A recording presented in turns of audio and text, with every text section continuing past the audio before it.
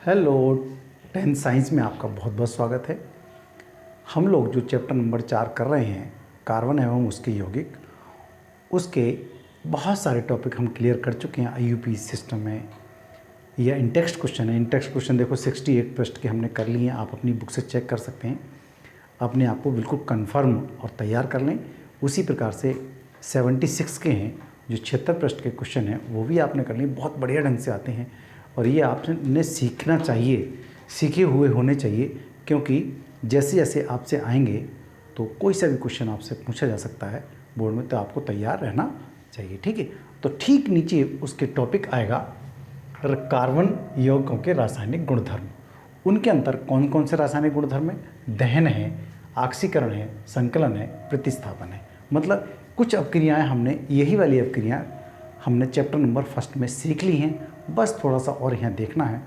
ठीक है, तो सबसे पहले हम देखते हैं दहन, उसके बाद देखेंगे ये ऑक्सीकरण, फिर संकलन, फिर प्रतिस्थापन देखेंगे। ठीक है, तो सबसे पहले मैंने दहन के लिए, तो दहन में छोटे छोटे टॉपिक हैं, ये उसके उदाहरण है दहन के, और कुछ ज़रूरी बातें यहाँ हैं। एक दो बात और करेंगे हम संतृप्त हाइड्रोकार्बन के और असंतृप्त हाइड्रोकार्बन के संबंध में। हालांकि इससे पहले हमने वीडियो संतृप्त और असंतृप्त हाइड्रोकार्बन में अंतर की वीडियो हमने पहले सीख ली है, फिर भी यहाँ देखिएगा आज हम क्या सीखने वाले हैं। तो सबसे पहले देखते हैं दहन। दहन क्या? एक मिनट।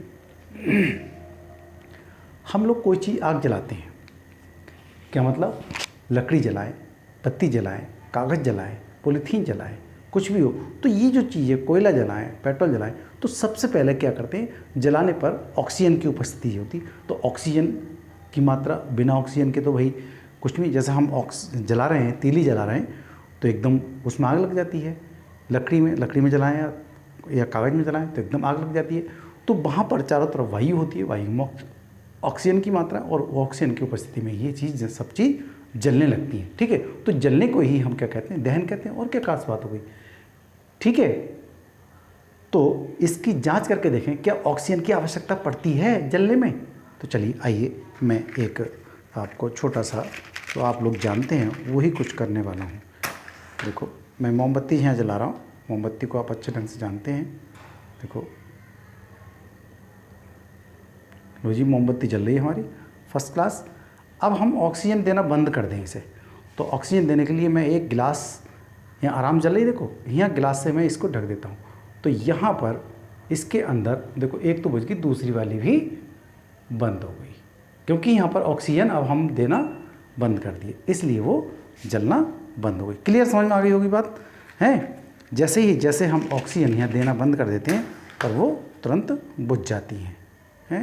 और एक बार और करके देख ले। तो देखो यहाँ पर मोमबत्ती का जलना, बाहर की तरफ देखें, मोमबत्ती की जो लौ है वो नीली है और अंदर की तरफ पीली है और फिर काली भी है। देख रहे हैं? देखो यहाँ नीली है और ये पीली है, फिर अंदर की तरफ काली लौ है। तो यहाँ पर क्या, वायु की मात्रा देखिए, यहाँ मैं थोड़ी देर के लिए, देखो धीरे धीरे कम होती जा रही है। देख, तो बहुत जल्दी बुझ जाती है। ठीक है, अब देखो ये, देखो दोनों भी बुझ जाए। जैसे जैसे हम ऑक्सीजन की मात्रा इसके अंदर नहीं देंगे, तुरंत ये बुझ जा रही हैं, क्योंकि बंद गिलास में ऑक्सीजन नहीं है। इसलिए ऑक्सीजन बहुत ज़रूरी है। आप देख रहे हैं, और वैसे आराम से जल रही थी मोमबत्ती, कोई दिक्कत नहीं थी। अब आगे थे हम, देखते हैं यहाँ पर इस डेफिनेशन को देखते हैं। क्या है दहन? कंबसन। कंबसन क्या है? किसी पदार्थ के ऑक्सीजन में जलने पर, कोई भी पदार्थ जब जलता है तो ऑक्सीजन की उपस्थिति में जलता है। ठीक है, जलने पर ऊष्मा और प्रकाश उत्पन्न होते हैं। जब भी कोई भी चीज़ जलेगी तो आप जानते हो, अगर लकड़ी को जलाएं तो भाई सीधी आँच लगेगी। हम देखो जाड़ों में तापते नहीं तापते हैं, किस लिए तापते हैं? ताकि हमें आँच लगे, और वहाँ रोशनी भी होती है, प्रकाश भी होता है, सीधी सी बात है। तो उसके अंदर कार्बन डाइऑक्साइड गैस भी निकलती है, और क्या CO2 बनता ही है, साथ साथ जल वाष्प भी बनता है। ठीक है, तो वही चीज़ हम पढ़ रहे हैं, प्रकाश उत्पन्न होता है। इस प्रक्रिया को ही हम दहन कहते हैं। किसी चीज़ को हम जलाते हैं तो ऑक्सीजन की उपस्थिति में जलती है, और जलने के दौरान क्या होता है? ऊष्मा और प्रकाश निकलता है। यही क्रिया, जलने की यही क्रिया तो दहन है, और कुछ थोड़ी है। ठीक है, अब आगे क्या है? कार्बन के सभी अपरूपों, जितने भी कार्बन के अपरूप, आप जानते हैं कि कार्बन जलता है, तो कार्बन के जितने भी रूप हैं, चाहे वो मैथेन हो, प्रोपेन हो, ब्यूटेन हो, पेंटेन हो, बहुत सारी चीज़ें हैं कार्बन के से बनी हुई, चाहे वो पेट्रोल हो, चाहे डीजल हो, चाहे मिट्टी का तेल हो, कुछ भी हो, ये सब चीज़ सब क्या है? अपरूप हैं। ऊष्मा और प्रकाश के साथ कार्बन डाइऑक्साइड देते हैं, मतलब ऊष्मा भी देंगे और प्रकाश भी वहाँ पर, और CO2 गैस निकलेगी और जल वाष्प निकलेगा। जल वाष्प का मतलब जल वाष्प निकले, जैसे उसके भाप हल्का सा उसके अंदर पानी उत्पन्न होगा तो वो जल वाष्प के रूप में वो उड़ जाता है। ठीक है, तो अब हम उदाहरण भी इसके पढ़ लेते हैं, किस किस तरह के उदाहरण हैं। देखिए कार्बन CO2 ऑक्सीजन है, तो ऑक्सीजन को मैंने यहाँ छोटा सा ऑक्सीजन लिख दिया, कार्बन लिख दिया, तो दोनों को मिलाएंगे तो CO2 बन जाएगी। तो ये कहलाएगा कार्बन डाइऑक्साइड गैस। क्या कहलाएगी ये? Carbon dioxide gas. लिख देंगे इसे कार्बन डाइऑक्साइड। ठीक है, और ऊष्मा और प्रकाश निकल जाएगी। ठीक है, ये तो कंप्लीट ये वैलेंस रिएक्शन हो गई आपकी। इसके बाद हम देखते हैं मैथेन। मैथेन जो CNG गैस होती है, प्राकृतिक गैस होती है, उसका मुख्य घटक है मैथेन CH4। ठीक है, ये हाइड्रोजन भी इसके साथ, कार्बन भी और ऑक्सीजन मिलाकर के बहुत बढ़िया ज्वलनशील पदार्थ है ये। ऑक्सीजन की उपस्थिति में ही जलेगी। तो CO2 और H2 मतलब जल वाष्प, ये क्या है? जल, और ये कार्बन डाइऑक्साइड गैस हो गई। कार्बन, ये पूरा लिख लीजिएगा आप। ठीक है, कार्बन डाइऑक्साइड गैस, और ऊष्मा और प्रकाश निकलता है। ये दोनों रिएक्शन आप सीख गए। ये वैलेंस नहीं है रिएक्शन। देखो हाइड्रोजन कितनी है? 4, तो यहाँ हाइड्रोजन 2 है, तो 2 दूनी 4। हमें यहाँ कुछ नहीं लिखना, ध्यान रखें, हम यहाँ कुछ नहीं बदलाव कर सकते, हम यहाँ कर सकते, तो लिख देते हैं हम 2, तो 2 दूनी 4 हो गया ये। इसी तरह से हम देखें ऑक्सीजन कितनी हो गई? 2, और 2 ऑक्सीजन, 4 ऑक्सीजन हो, तो यहाँ 2 ऑक्सीजन है, मात्र तो ये 2 से गुणा कर देते हैं हम। अब देखो 4 ऑक्सीजन हो गई, 4 ऑक्सीजन यहाँ, 2 ऑक्सीजन ये, 2 ही गुणा यहाँ हुई तो 2 ऑक्सीजन ये, 2 और 2 4, हाइड्रोजन भी 4, ऑक्सीजन भी 4, कार्बन एक कंप्लीट रिएक्शन ये हो गई है। अब हम तीसरा उदाहरण भी देख लेते हैं। ये क्या? एथेनॉल, या इसको हम कह सकते हैं एथिल अल्कोहल, CH3CH2OH। ठीक है, ये भी एक ज्वलनशील पदार्थ है। जब ऑक्सीजन होगी तभी ये जलेगा, अर्थात नहीं जलेगा फिर। ठीक है, अगर ऑक्सीजन नहीं होगी तब तो क्या बना? CO2 कार्बन डाइऑक्साइड, ये कार्बन डाइऑक्साइड गैस लिख दिया मैंने यहाँ, कार्बन डाइऑक्साइड। आप अपने आप से लिख सकते हैं, ये ऑक्सीजन है, कार्बन डाइऑक्साइड गैस मिली और जल वाष्प मिला है। क्या मिला है? ये जल वाष्प। ये रिएक्शन हमारी कंप्लीट नहीं है, इसको भी हम बैलेंस कर लेते हैं। ठीक है, ये देखें CNG का या प्राकृतिक गैस का मुख्य घटक है मैथेन। ये एथेनॉल है, एथेनॉल या IUPAC नाम है इसका, एथिल अल्कोहल का। ऑक्सीजन है और CO2 और H2 निकल गया। देखो हाइड्रोजन कितनी है? 2, तो हाइड्रोजन तो बहुत सारी हैं, 1 2 3, 3 और 3 6, तो हमारे पास तो 2 ही हाइड्रोजन है, तो यहाँ पर 3 से गुणा कर देना सबसे बढ़िया रहेगा। 3 दूनी 6, हाइड्रोजन कंप्लीट हो गई। लेकिन साथ साथ ऑक्सीजन भी बढ़ गई। ऑक्सीजन कितनी बढ़ी है? 3, 3 2 5, तो इस समय ऑक्सीजन कितनी है? तो 2 और 1 3, मात्र 3 ऑक्सीजन। तो इसका मतलब हम बढ़ाए हैं ऑक्सीजन। ठीक है, तो यहाँ पर हम इस समय ऑक्सीजन 3, भाई यहाँ से 2 से गुणा करने पर कितनी हो जाएगी? 4 हो जाएगी, तो यहाँ 2 और 3 5 हो गई, तो इसका मतलब हम करें यहाँ 3 से गुणा, 3 दूनी 6 हो जाएगी अभी ये, तो 3 दूनी 6 हो गई, तो 6 ऑक्सीजन यहाँ होनी चाहिए थी, 6 और 1 7 ऑक्सीजन हो गई। अगर हम 2 से गुणा यहाँ कर देते हैं तो बढ़िया होगा। देखो 2 दूनी 4, 4 ऑक्सीजन हो गई, 4 3 7 और 4 ये हो गई, 3 दूनी 6, 6 और 1 7, तो ऑक्सीजन कंप्लीट हो गई, हाइड्रोजन भी कंप्लीट हो। कार्बन कितनी? 2 हैं, 1 और 1 2, तो इस तरह से कंप्लीट रिएक्शन आपकी हो गई है। तो हम ये वैलेंस रिएक्शन भी कर सकते हैं, आपकी इनवैलेंस भी आ सकती है और आपको बैलेंस करने के लिए दी जा सकती है। ये सभी चीज़ है क्या? ये सभी की सभी एल्केन हैं, अर्थात इनके अंदर सिंगल बॉन्ड लगा है, बहुत ही बढ़िया ढंग से जलते हैं और ये नीली लौ के साथ जलते हैं। ये देखिए संतृप्त हाइड्रोकार्बन जितने मैथेन, एथेन, प्रोपेन, ब्यूटेन आदि, ये सभी के सभी कैसे हैं? एल्केन हैं और सिंगल बॉन्ड, तो ये नीली ज्वाला के साथ ही जलते हैं। जैसे आपका LPG का जलना, देखो LPG का मुख्य जो स्रोत है वो है प्रोपेन और ब्यूटेन। ये मुख्य घटक क्या है? ये LPG के। LPG जलाते हैं ना हम लोग, कहाँ? घरों में जो सिलेंडर है, जो रसोई गैस है, उसके बिना तो काम चलने वाला है नहीं। खाना खाएंगे तो ये गैस हमें जलानी होगी। ठीक है, तो वही, और बहुत ही प्यारा जलता है, एकदम नीली लौ के साथ जलता, और नीली लौ का जो ऊष्मीयमान होता है बहुत ज़्यादा होता है। ठीक है, जैसे मोमबत्ती जल रही थी, अगर मोमबत्ती के आगे हम हाथ लगाएं तो यहाँ नीली जल रही थी, उसके बाद पीली थी, उसके बाद अंदर काली थी। तो जो नीली ज्वाला है वो यहाँ ऊष्मीयमान बहुत ज़्यादा, अगर हम यहाँ देखेंगे तो यहाँ ऊष्मीयमान उसका कम होता है। ठीक है, तो अगर यहाँ पर्याप्त मात्रा में ऑक्सीजन की पर्याप्त मात्रा जा रही है, क्योंकि यहाँ इसके अंदर छिद्र हैं, पीछे छिद्र होते हैं, पाइप के निकलते ही छिद्र होते हैं। ठीक है, तो चूल्हे में जो छिद्र होते हैं उनसे ऑक्सीजन की मात्रा पर्याप्त मात्रा में जाती है, तो नीली ज्वाला के साथ ये बहुत ही अच्छे ढंग से जलता। अरे उसी चूल्हे की बात कर रहा हूँ। लो भाई, मैं चूल्हा बना देता हूँ आपको। लो, ये चूल्हा तैयार हो गया। कुछ लग रहा है क्या? चूल्हा लगना तो चाहिए भाई आपको। चूल्हा हो रहा है तैयार, चलो इतना ही बना देते हैं। ये चूल्हा तैयार हो गया। तो उसी चूल्हे की बात कर रहा हूँ मैं, ठीक है। अगर इन छिद्रों को हम बंद कर दें, संतृप्त हाइड्रोकार्बन कब जलती है? जब पर्याप्त मात्रा में ऑक्सीजन की मात्रा मिलती है तो नीली ज्वाला के साथ जलती है। अगर संतृप्त हाइड्रोकार्बन भी अगर हम इसके छिद्र बंद कर दें, ये वाले छिद्र कहीं ना कहीं अवरोध हो जाए, तो बर्तन कैसा हो जाएगा? वो काला हो जाएगा।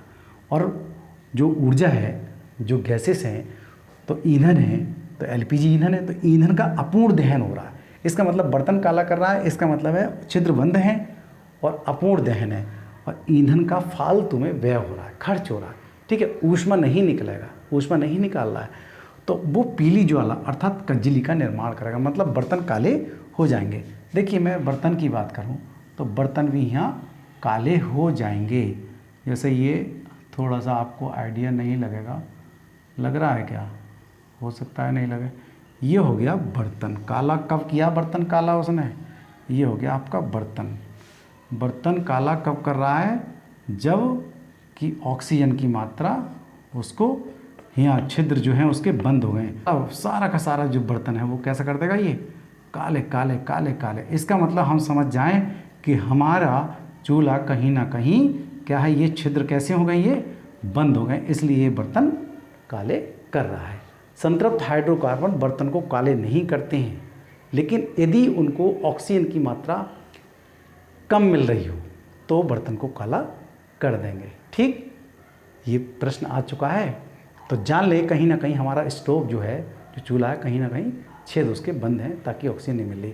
असंतृप्त हाइड्रोकार्बन जितने भी हैं वो सभी के सभी कज्जली का निर्माण करते हैं। वो पीली लौ के साथ जलते हैं और वो काली ज्वाला के साथ जलते हैं, क्योंकि वो हैं असंतृप्त हाइड्रोकार्बन। ये एल्कीन है, ये एल्काइन है, और उनके अंदर पहचान है द्विबंध और ट्रिपल बंध होते हैं। एथीन है, एथाइन है, बेंजीन है, ये सभी के सभी कैसे हैं? असंतृप्त हाइड्रोकार्बन होते हैं, ठीक है। जैसे अभी मैं बताऊं आपको, ये था क्या नाम है, मोमबत्ती। मोमबत्ती थी, मोमबत्ती भी पीली ज्वाला के साथ जलती है, मैंने करके दिखाया था आपको। चलो मैं और बताता हूँ आपको, थोड़ा सा आइडिया लग जाएगा। देखो, ये मोमबत्ती हो गई मान लिया, तो मोमबत्ती जो है ये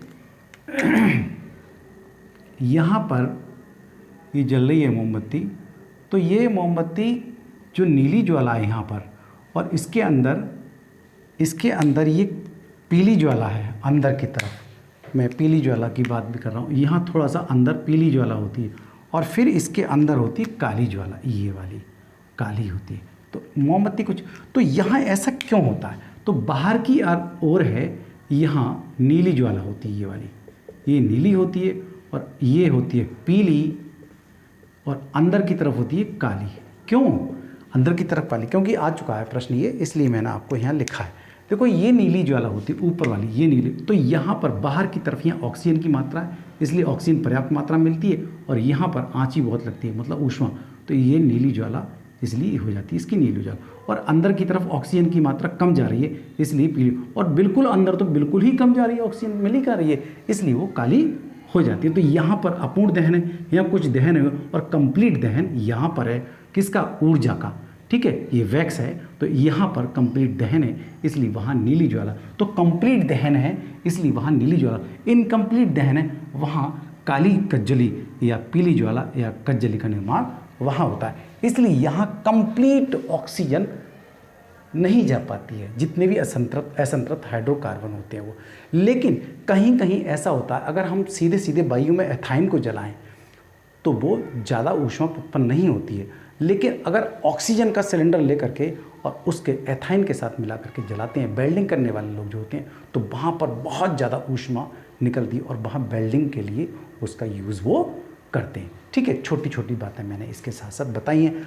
अब बात आती है, क्या हम लकड़ी कोयला जलाने पर प्रारंभ में हम देखते हैं कि जैसे लकड़ी जला दी हमने, लकड़ी जला दी तो एकदम जलती है, कोयला जलाते हैं बढ़िया बढ़िया जलता है, एकदम लपट से निकलती हैं उसके अंदर से, ठीक है, लपट निकलती है। लेकिन थोड़ी देर के बाद हम देखते हैं कि कोयला दहकने लगता है, लाल अंगारे से हो जाते हैं उसके अंदर। क्यों हो जाते हैं वो हम देखते हैं, तो उसके अंदर कुछ गैस होती हैं, ठीक है, जो वाष्पशील पदार्थ होते हैं वो जलते हैं, वो वाष्पित हो जाते हैं, उसमें वाष्पित हो जाते हैं तो वो ठोस हिस्सा बच जाता है। तो ठोस हिस्से के अंदर जो कार्बन है वो बहुत बढ़िया ढंग से जलता है। ठीक है, तो क्या लकड़ी कोयला जलाने पर प्रारंभ में तो वाष्पशील पदार्थ कैसे होते हैं, वाष्पीकृत होकर के ज्वाला उत्पन्न कर देते हैं, उस समय ज्वाला उत्पन्न कर देते हैं। ठीक है, और बाद में लाल रंग से उज्जवल हो जाते हैं और ऊष्मा देते हैं। वहाँ हम ऊष्मा का उपयोग बर्तन को गर्म करने में लगा लेते हैं। ठीक है, ये बात आपको समझ में आ गई क्यों है। वहाँ वाष्पशील जो पदार्थ होते हैं वो जितनी गैसें हैं वो सब की सब उड़ती हैं, क्योंकि उन्हें उड़ने के लिए जगह चाहिए, तो वो हमें दिखाई देती हैं और सीधे ठोस रूप जो वो लाल हो जाता है और उसका उपयोग हम कर लेते हैं। इसके बाद आता है कोयला तथा पेट्रोलियम। देखो, कोयला तथा पेट्रोलियम जो सभी ईंधन है, ये जैसे ईंधन में कुछ मात्रा में नाइट्रोजन होती है और कुछ में होती है सल्फर। ठीक है, नाइट्रोजन और सल्फर होती है, इनका दहन जब होता है तो ये ऑक्साइड बनाते हैं। कैसे बनते हैं ये ऑक्साइड, नाइट्रोजन के और सल्फर के, क्योंकि पेट्रोल में और कोयले में तो भाई कुछ मात्रा कैसी होती है, नाइट्रोजन की होती है तो कुछ सल्फर की होती है। ठीक है, नाइट्रोजन सल्फर मिले होते हैं इनके। जब इनका दहन किया जाता है, जलाया जाता है इनको, तो वहाँ पर इनके ऑक्साइड बनते हैं और ऑक्साइड जो है पर्यावरण के लिए बहुत ही ज़्यादा नुकसानदेह है। तो वहाँ क्या होता है, जो पर्यावरण में मुख्य रूप से प्रदूषण का कार्य करते हैं, मुख्य रूप से प्रदूषण जो फैलता है वो इन्हीं की वजह से फैलता है, नाइट्रोजन और सल्फर के ऑक्साइड बनने की वजह से।